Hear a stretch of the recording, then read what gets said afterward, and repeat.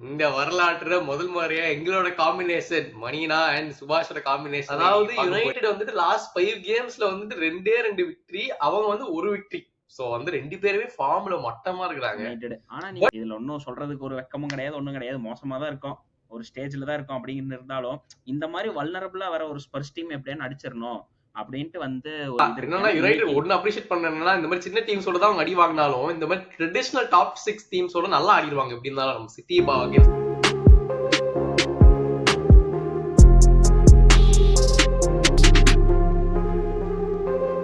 வணக்கம் and welcome to football பேச்சு.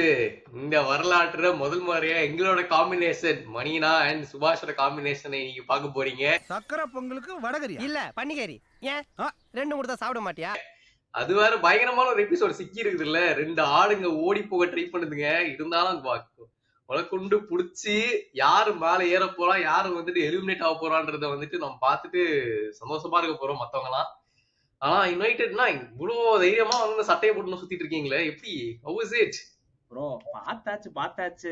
என்ன இப்ப இந்த சட்டையை தானே போட்டு இத்தனை வருஷமா வின் பண்ணி பார்த்தாச்சு, ஒரு 10 வருஷமா தோத்தும் பார்த்தாச்சு. அந்த இது சொல்ற மாதிரிதான், அடிச்சும் பார்த்தாச்சு அவுத்தும் பார்த்தாச்சு, இவனுக்கு என்னடா அப்படிங்கிற மாதிரிதான். பழகி எல்லாம் பாத்துக்கலாம் அப்படின்ட்டு. என்னன்னா பேங்கர் எபிசோட்னு சொல்லி ஆரம்பிச்சீங்களா, சொன்ன ஒரு டைட்டில் ரேஸ்ல இருக்கிற ஆர்சனல், யுனைடெட், ஸ்பர்ஸ் இவங்களை எல்லாம் தூக்கி போட்டு அடிக்கலாம் அப்படின்ட்டு வாங்கன்னு கூப்பிட்டீங்க. நானும் நல்ல எண்ணத்துல கூப்பிடுறீங்களோ அப்படின்னு வந்திருக்கிறேன். பார்த்து மெதுவா அடிங்க கொஞ்சம். ஒண்ணும் கவலைப்படாதீங்க, நாங்களும் வந்துட்டு சும்மா வாய் பேச்சுதான், கடைசியில அடி வாங்க போறோம். போற வரைக்கும் கொஞ்சம் பேசுவோமேன்ற ஒரு இதுலதான் போயிட்டு இருக்கோம். ஆக மொத்தம் 2 பேரும் ஒரே நிலைமைதான், கவலைப்படாதீங்க. அந்த நம்பிக்கையில தான் ப்ரோ நானும் இருக்கேன் உண்மையிலேயே. பட்டியா இந்த வாரத்தோட பிகெஸ்ட் கேம் வந்துட்டு நம்ம ஸ்பர்ஸ் வெர்சஸ் யுனைடெட். அதாவது ஒரு காலத்துல வந்து நம்ம ரொனால்டோ அண்ணா ஹாட்ரிக் போட்டு இந்த பிக்சரே வந்துட்டு பயங்கரமா இருந்த டைம் எல்லாம் போயிட்டு, இப்ப இந்த 2 ஆடுங்களும் வந்துட்டு டேபிள் பாட்டம்ல வந்துட்டு 13th and 14th பொசிஷன் அடிச்சிட்டு இருக்கீங்க. அதாவது யுனைடெட் வந்துட்டு லாஸ்ட் 5 கேம்ஸ்ல வந்துட்டு 2 விக்டரி, அவங்க வந்து ஒரு விக்டரி. சோ வந்து 2 பேருமே ஃபார்ம்ல மட்டமா இருக்கிறாங்க. ஆனா நீங்க அப்படி என்ன ப்ரோ? ஆனா நீங்க அப்படி பாத்தீங்கன்னு வைங்க, ஸ்பர்ஸ் என்னமோ நிறைய ஜெயிக்கிற மாதிரி இருக்கும், யுனைடெட் அப்படி சீரியஸா தோக்குற மாதிரி இருக்கும். ஆனா பாத்தீங்கன்னா 2 பேரும் டேபிள்ல ஒரே பொசிஷன்ல தான் இருப்போம். எங்களுக்கு ஒரே ஆறுதல் அவங்கதான். தம்பி ஆட்டோக்கார தம்பி, நீ எங்க வேணாலும் போ, ஆனா எங்களை விட்டுட்டு மட்டும் போயிடாதப்பா அப்படிங்கிற மாதிரிதான். தொலைச்சிடாதீங்க, அப்புறம் நான் தனி மனமாடி. ஆமா, ஏன்னா நீங்க மட்டும் தான் மோசமா பெர்ஃபார்ம் பண்றீங்க. பார்த்தா டாப் 6ல திடீர்னு வந்துட்டு நம்ம டாட்டம் நானும் உங்களுக்கு கை கொடுக்குறேன்னு சொல்லிட்டு பக்கத்துல இருக்காங்க. அதுவும் ஒரு தடுக்கி விழுந்தா அவனுங்க இருப்பாங்க, அந்த அளவுமே இருக்கானுங்க. பட் இந்த கேம் வரும். இப்பதான் ரீசெண்டா வர மீட் பண்ணிருக்கீங்க, EFL கப்ல மீட் பண்ணி அவங்க வந்து அப்பயும் வந்து 4-3 ஜெயிச்சிட்டாங்க. சோ வந்து மறுபடியும் அதே பிக்சர் இப்ப டாட்னம் ஹாட்ஸ்பர் ஸ்டேடியம்ல போய் ஆட போறீங்க. ஃபர்ஸ்ட் இனிஷியல் தாட்ஸ் எப்படி இருக்குது யுனைடெட்க்கு? இனிஷியல் தாட்ஸ் என்னன்னா, நீங்க இப்ப சொல்ற மாதிரி சீரியஸா தோத்துட்டே வராங்க ஸ்பர்ஸ். அவங்களுக்கு வந்து சில பேர் மேனேஜர் வெளில போங்கிறாங்க, சில பேர் லெவி வெளியே போ அப்படிங்கிறாங்க. சோ அவங்க வந்து வரும்போதே ஒரு மாதிரி கான்பிடன்ஸ் கம்மியா வருவாங்க.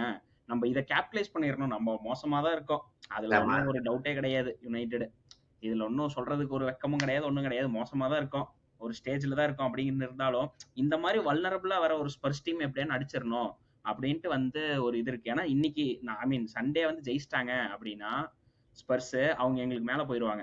அதுவும் இல்லாம அமோரிம்க்கு என்னதான் வந்து அவனை டஸ்ட் பண்ணணும் அப்படின்னாலும் வந்து நிறைய பாயிண்ட் வேணும். இப்ப பாயிண்ட் எடுத்து இவன் அட்லீஸ்ட் அந்த 11 to 15 சீசனை முடிச்சாதான் அவனை வந்து கொஞ்சமாவது நம்புவாங்க. ஸோ கண்டிப்பா பாயிண்ட் வேணும். ஸோ இனிஷியல் தாட்ஸ் தான், எப்படியான ஒரு 3 பாயிண்ட் எடுத்துருங்கடா நீங்க அப்படிங்கறத ஒரு இனிஷியல் தாட்ஸ்.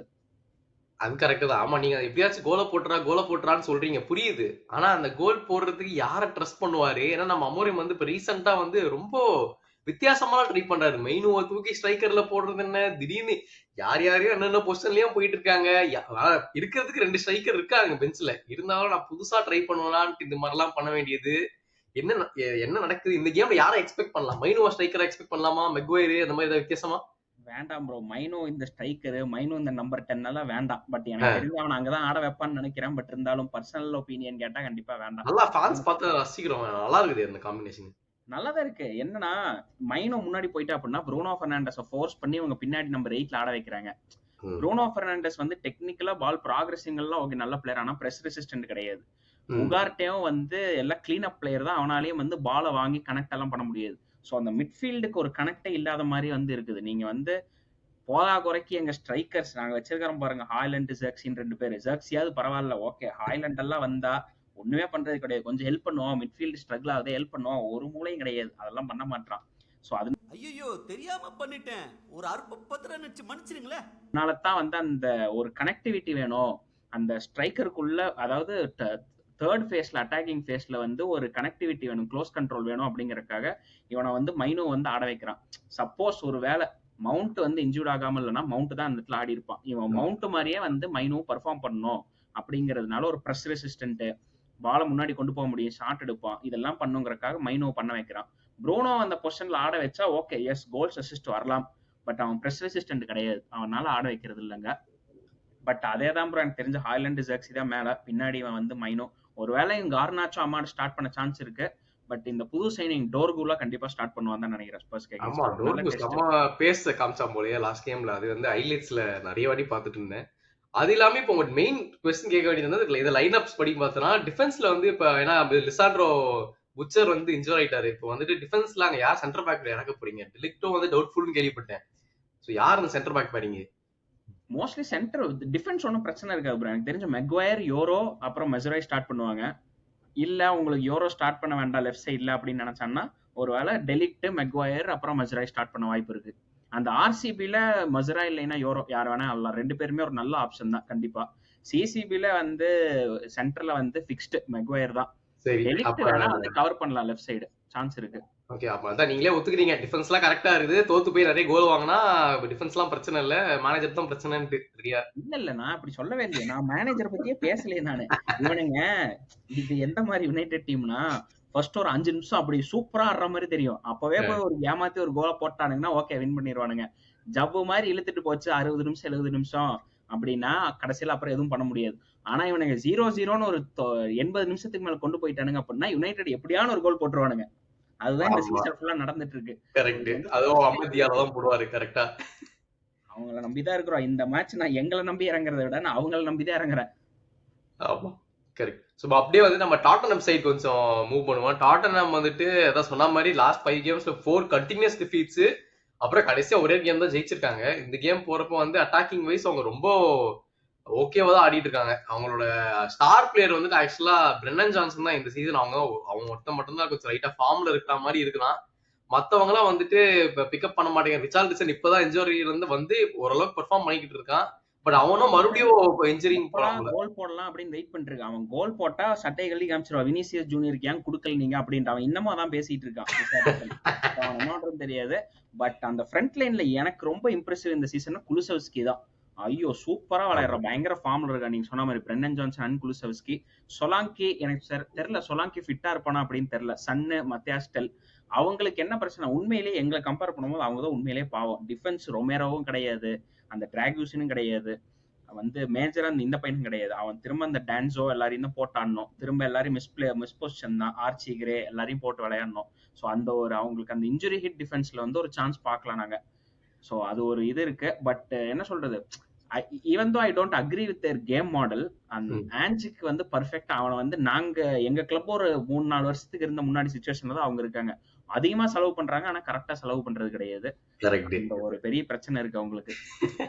அது வந்து கூடி சீக்கிரம் மாறாதுன்னு தெரியும் அவங்களுக்கு. அது அப்படியேதான் இருக்கு. சில இதெல்லாம் மாறவே முடியாது. திஸ் இஸ் ஹிஸ்டரி ஆஃப் டாட்டனம் வாங்கல, அது அப்படிதான் இருக்கும். எங்களுக்கும் காலம் வரும், காலம் வந்தால் வாழ்வு வரும், வாழ்வு வந்தால் அனைவரையும் சாகடிப்போமே. அதான் கஷ்டமா இருக்கு. நம்ம கேம் வைஸ் பார்த்தோன்னா நம்ம எல்லாருக்கும் தெரியும் ஆஞ்சலோ ஹைலைன் ஆடுறது அப்படின்றது. ஏன்னா இது ஹோம் கேம் வேற, கண்டிப்பா சிட் பேக் இன் டிஃபெண்ட் நடக்க போறது இல்ல. ஸோ வந்து என்ன எக்ஸ்பெக்ட் பண்ணலாம்னா ப்ராபப்ளி நீங்க வேற லைக் ஒரு 5 வித் பேக் ஃபார்மேஷன் மாதிரி இருக்கும். ஸோ அவங்க தான் ஃபுல் அட்டாக் பண்ணுவாங்க. கவுண்டர்ல வந்துட்டு நீங்க ஃபார்வர்ட் மூவ் பண்ணிட்டு ஏன்னா கார்னாச்சோ அமதியாலெல்லாம் பேசுறது. ஸோ அந்த கவுண்டர்ல தான் பிரேக் பண்ணி அடிப்பீங்களா, இல்ல நீங்க வந்து பொசிஷன் வச்சு பில்ட் பண்ண ட்ரை பண்ணுவீங்களா? ப்ராபப்ளி ஃபர்ஸ்ட் ஹாஃப் ஹோல்ட் பண்ணிட்டு செகண்ட் ஹாஃப் வந்து அட்டாக் பண்ண ஆரம்பிக்கலாம் அப்படின்னு ஒரு இல்ல ப்ரோ, அப்படி நாங்க வந்து ஃபோர்ஸ் பண்ணி பொசிஷன் வைக்கணும் அப்படின்னு ட்ரை பண்ண மாட்டோம். நீங்க ஏன்னா நாங்க வந்து லிவர்பூல் சிட்டிக்குள்ள பாத்துருந்தீங்க அப்படின்னா மேல ஏறி ஆடுற டீம் கிட்ட நாங்க வந்து பொசிஷனல் டிஃபென்ஸ் பண்றமே தவிர ஃபோர்ஸ் பண்ணி வாங்கணும் அப்படின்னு ஓகே நீங்களா பொசிஷன் லூஸ் பண்ணி எங்க கிட்ட கொடுத்துட்டா yes we will try to control, அந்த மாதிரிதான். அது வந்து இந்த சீசன் எனக்கு என்னமோ அமோரிம் வந்ததுக்கு அப்புறம் அது கரெக்டா பண்றாங்கன்னு தோணுது. அதாவது எங்க ஹாஃப்ல வந்து ஆப்பனண்டே பால் கொடுத்து இருந்தா நீ வச்சுக்க எதுவுமே பண்ண மாட்டேன் நீ அப்படின்னு கொடுத்தாலும் ஓகே, அப்படி இல்லைன்னா நாங்களே வாங்கினாலும் சரி, அதுல அட்லீஸ்ட் கம்ஃபர்டபுளா இருக்காங்க. ஒரு 10% கரெக்டா பண்றாங்களே அப்படிங்கிறது தான். நாங்க வந்து அவங்க நீங்க சொன்ன மாதிரி ஸ்பர்ஸ் ஹைலைன் ஆடும் போது ஒரு அட்வான்டேஜ் தான். ஏன்னா இந்த டீமுக்கு அந்த டிரான்சிஷன் கவுண்டர்ல நல்லா ஆடுவாங்க. ஸ்பேஸ் அதிகமா இருக்கும். நீங்க சொல்ற மாதிரி இப்ப கார்னாச்சோ அம்மாடுகள்லாம் ஸ்பேஸ் கம்மியா இருக்கிற இடத்துல தான் அவங்களால போய் பெர்ஃபார்ம் பண்ண முடியாது. ஸ்பேஸ் அதிகமா இருக்கிற டைம்ல அவங்களால நிறைய இந்த சீசன் கோல் அடிச்சு பார்த்திருக்கோம். சோ அது ஒரு அட்வான்டேஜா இருக்கிறதுக்கு நிறைய சான்ஸ் இருக்கு. சூப்பர். ஆமா. சோ அதான் ஸ்பேஸ் தானே வேணும் உங்களுக்கு. டாட்டனம்ல தாராளமா கொடுப்பாங்க, கவலைப்படாதீங்க. உங்களுக்கு எந்த இடத்துல ஸ்பேஸ் வேணும்னு கேளுங்க, கண்டிப்பா கொடுத்துருவாங்க. எடுத்துக்கோ. ஸ்பேஸ் கொடுத்தா பண்ணலாம், கடைசியில போயிட்டு ஒரு ஸ்ட்ரைக்கர் அடிக்கணுமே கோல. எங்களுக்கு ஆமா, அதான் பிரச்சனையா இருக்கு.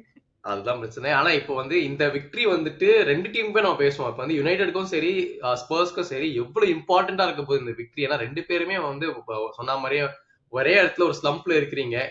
இந்த கேம் ஜெயிச்சா உங்களுக்கு என்ன ஒரு அவுட்லுக்கா இருக்கும், தோத்து போனா அதே சமயத்துல வந்துட்டு இது எவ்வளவு பெரிய இம்பாக்டா இருக்கும் அந்த டீமுக்கு. தோத்தாதான் ப்ரோ ரொம்ப பெரிய இம்பாக்டா இருக்கும். ஜெயிச்சா ஒரு இம்பாக்ட் கிடையாது. நாங்க தெரிஞ்சு 13th 12th கூட போக மாட்டோம்னு நினைக்கிறேன். 13th தான் இருப்போம். என்ன ஸ்பர்ஸ் எங்களை ஜெயிச்சிட்டாங்கன்னா எங்களுக்கு முன்னாடி போயிருவாங்க. ஏன்னா எங்களுக்கு அடுத்த வர சீரீஸ் ஆஃப் கேம்ஸ் எல்லாம் நாட்டிங்ஹாம் ஃபாரஸ்ட், ஆர்சனல் ஆட போறோம். யாரையும் ஜெயிக்கிற ஒரு இதுல வந்து எனக்கு ஒன்றும் தெரியல. என்ன இவங்களுக்கு ஜெயிச்ச ஒரு மொரால் பூஸ்டா இவங்க போய் திரும்ப வந்து FA கப்லயோ இல்ல வந்து யூரோப்பா லீக்ல பெர்ஃபார்ம் பண்றீங்க, இவங்களுக்கு ஒரு அட்வான்டேஜ். பட் என்னதான் இருந்தாலும் பிரீமியர் லீக்ல ஒஸ்ட் கேஸ் சினாரியோ நான் 11th தான் முடிக்க போறேன் இல்ல 12th தான் முடிக்க போறேன்னா இந்த மாதிரி வின்ஸ் எல்லாம் வேணும். நான் சொன்ன மாதிரி இப்ப நாட்டிங்ஹாம் ஃபாரஸ்ட் கிட்ட போயிட்டு ஜெயிக்கிறது அப்படிங்கிறது கொஞ்சம் கஷ்டமான விஷயம் தான் இந்த சீசன். ஆர்சனல்லாம் கேட்கவே வேண்டாம். ஆனா ஸ்பர்ஸ் வந்து தோத்துக்கிட்டே வராங்க, அவங்க கொஞ்சம் வல்னரபிளான ஸ்டேஜ்ல இருக்காங்க. அப்படிங்கிறப்ப அவங்க கிட்ட நம்ம கண்டிப்பா ஜெயிச்சு 3 பாயிண்ட் எடுக்கணும் அப்படிங்கிற ஒரு இதுதான் வந்து போகணும். ஸோ வந்து ஜெயிக்கிறது வந்து பாயிண்ட் வைஸ் பெரிய இம்பாக்ட் இருக்காது. பட் இந்த லாங் ரன் எங்களுக்கு வந்து நாங்க கடைசியில வந்து ஒரு 3 பாயிண்ட்ல ஒரு 16 15வது பொசிஷன் போயிட்டோம் அப்படின்னா இந்த மாதிரி லாசஸ்லாம் ரொம்ப கவுண்ட் ஆகும் அந்த டைம்ல. Correct, absolutely. என்னன்னா யுனைடெட் ஒன்னு அப்ரிஷியேட் பண்ணா இந்த மாதிரி சின்ன டீம்ஸோட தான் அவங்க அடி வாங்கினாலும் இந்த மாதிரி ட்ரெடிஷனல் டாப் 6 டீம்ஸோட நல்லா ஆடிடுவாங்க. எப்படி இருந்தாலும் நம்ம சிட்டி அகேன்ஸ்டா பாத்துருக்கோம். அந்த மாதிரி வந்துட்டு கொஞ்சம் பெரிய டீம்ஸோட நல்லா தான் பெர்ஃபார்ம் பண்ணுவீங்க. இந்த ஒரு நம்பிக்கை தான். இங்க ஆஞ்ச் ஏதோ பார்த்து ஓகே நான் ஆல்ரெடி ஸ்டம்ப்ல தான் இருக்கேன், அவனுங்களாவது வின் பண்ணிட்டான் அப்படின்னு விட்டுட்டா ஓகே பாப்போம். அதுதான். சோ அதனால இந்த ரெண்டு பெரிய தலைங்க ஆட போறதுல வந்துட்டு இந்த வாரம் ஒரு முடிவு இருக்குது கண்டிப்பா, யார் என்ன நடக்க போகுதுன்ட்டு. So let's come to the predictions time. So இந்த கேமோட ப்ரெடிக்ஷன் என்ன நீங்க எதிர்பார்க்கறீங்க? நான் என்னைக்குமே யுனைடெட் தோக்குன்னு ப்ரெடிக்ட் பண்ண மாட்டேன். குறுக்கு இந்த கௌசிக் கொண்டா 2-1 யுனைடெட் தான் வின். ஒரு மாடஸ்ட் 2-1 சொல்லிட்டீங்க. ஒனானா நாங்க சூப்பர் டிஃபென்ஸ் எல்லாம் பண்ணாலும் ஒனானா அப்படியே பாப்பாரு, பால் நெட்டுக்குள்ள போற வரைக்கும் பாப்பாரு ஃபுல்லா. வந்து 2-1 யுனைடெட் விக்டரி. 2-1 யுனைடெட். சரி, ஓகே. நான் வந்து ஒரு ஃபேன்ஸுக்கு வந்து ஒரு நல்ல நியூட்ரல் எக்ஸ்பீரியன்ஸா இருக்கும்னு சொல்றதுனால ஒரு 3-all அப்படின்னு நான் சொல்ல போறேன். நான் ஏங்க இது நியூட்ரல் எக்ஸ்பீரியன்ஸா 3-allங்கிறது? ரெண்டு பேரும் அடுத்து 2 பேர் கோல்ஸ் இருக்கணும், அது எவனும் ஜெயிக்க கூடாது. இதுதான் நமக்கு ஆசை. அதான் நான் பார்த்தேன்.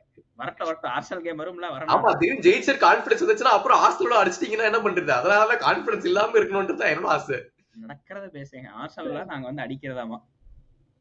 பட் எனிவே இதுதான் எங்களோட ப்ரெடிக்ஷன். உங்களோட ப்ரெடிக்ஷன் என்னன்றத கமெண்ட்ஸ்ல போடுங்க மறக்காம. அப்புறம் வந்துட்டு நம்ம வீக்கெண்ட் எபிசோட்ல எல்லாம் நீங்க மணியை நாம மீட் பண்ணலாம். ஸோ இப்போ எபிசோட் பிடிச்சிருந்தா மறக்காம லைக், ஷேர், சப்ஸ்கிரைப் எல்லாத்தையும் பண்ணிடுங்க. மறுபடியும் இந்த கேம் முடிஞ்சோடனே ஒரு ரிவ்யூ எபிசோட்ல நாங்க மீட் பண்றோம். So until then this is Mani and Subash signing off. Thank you so much for வாட்சிங்.